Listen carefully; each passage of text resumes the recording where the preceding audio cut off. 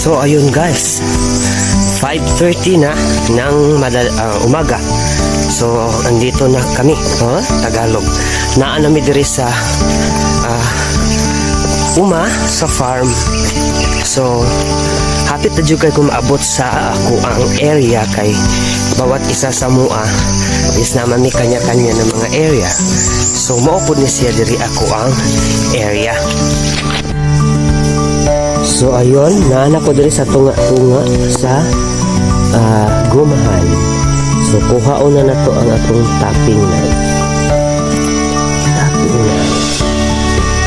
Muna siya ang isa sa mga klase sa tapping knife na ginagamit nato. So ingani ang forma. And then I will show you later how to use this one. Okay. Yeah.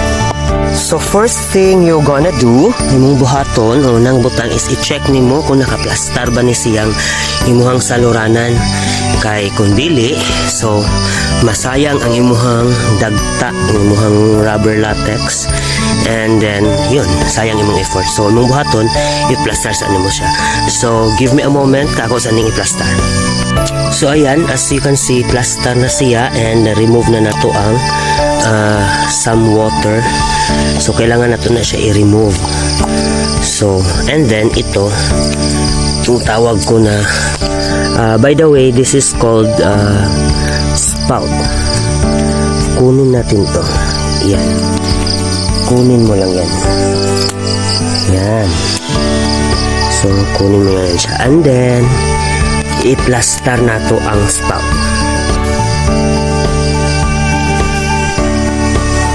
So plaster sa spout, konting tabas lang dito.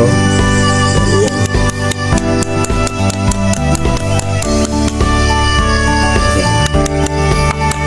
Ganyan.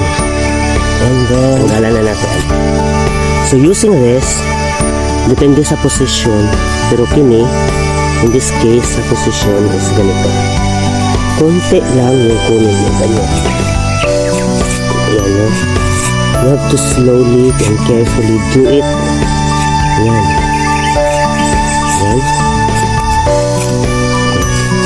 Huwag mong masyadong idiin. Kasi pag ididiin mo yan, ang mangyayari. So, ayan, di ba? Nasugatan na natin siya. So, yung mga dagta niya is tutulo na yan dyan. Yan siya masalod. And then the reason why na hindi mo siya masyadong diinan, to avoid na maigo, matamaan mo yung pinakakahoy, kasi ang tendency ang mangyayari is ganito, magkakaroon siya ng mga bukol-bukol. So pagka nito, kailangan mong i-guide mo yan siya, kasi kung hindi mo yan i-guide, kita mo nasasayang. So i-guide mo ang latex. Okay, i-guide mo siya yan, para mapunta siya dito sa kanal, maadto siya sa kanal. Okay, ayan, kita nyo, it's so fascinating. Ayan, yan siya. Pag once andyan na yan siya, okay na, papunta na siya doon. Kita nyo, na-collect na natin siya.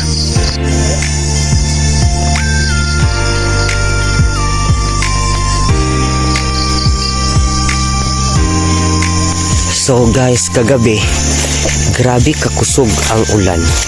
So one of the struggle sa mga tappers ng guma or sa guma production is pag mag-ulan siya, kay ang tendency, ang mahitabo is like this.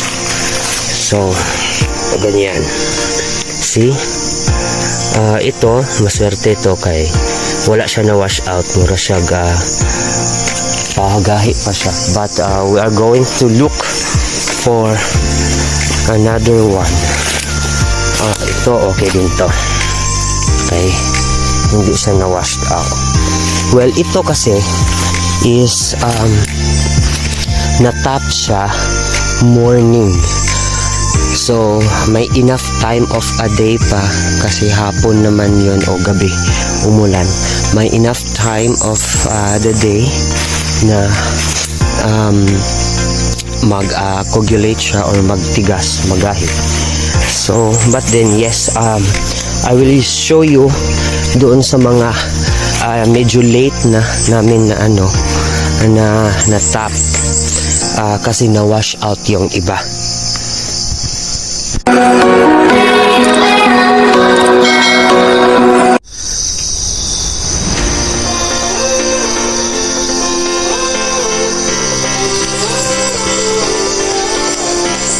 So, umulan kagabi, kaya kinaumagahan, umagang-umaga, pinuntahan natin ang ato ang mga gipantap. So, karon ako ipakita sa inyo ang resulta pag maulanan natong gipantap. Like this. Dapat unta, kini siya is latex lang na siya. Unta. Pero kay giulan man after nato nagtap. So, napuno siya sa tubig. So, karon ang mahitabo, itong iyabo siya. Instead na daghan tag makulek, dapat unta magpuno-puno ni siya. Ang nahitabo, gamay na lang ang mabilin kay nalusaw na tong latex na wala pa nakagahi. So dapat pag morning, kasagaran pag morning nimo matap, napa siya enough time na mugahi. Pero kini siya pag maabtan gani ka og ulan nya wala pa ni kagahi ang ato ang mga latex, wala pa siya na ingani forma, gahi kay ni siya. Wait lang ha. Ayan. Oh. Gahi kay na siya. Mura siya tokwa, no? Pero gahi kay siya. So kung wala pa siya nakaingana, ma-wash out jud ang imuhang mga latex.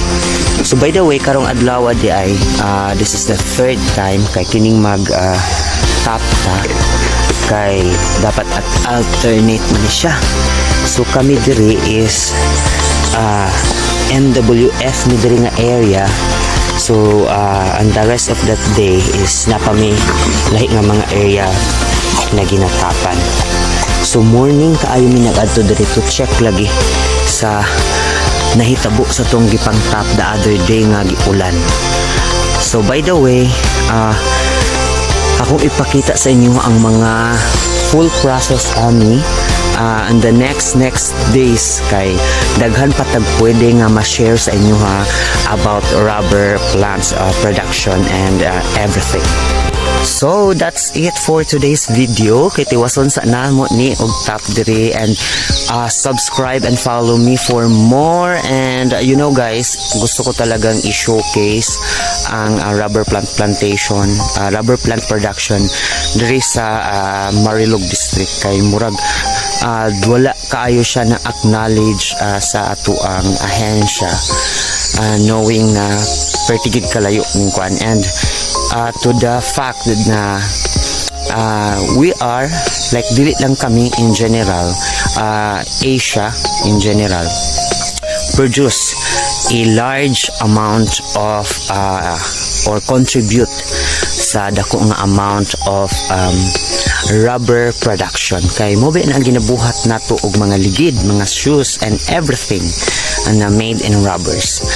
So again, thank you so much, and follow me for more here in Facebook kasi gutom na kaya na utal. And then subscribe me on my YouTube channel. Thank you so much.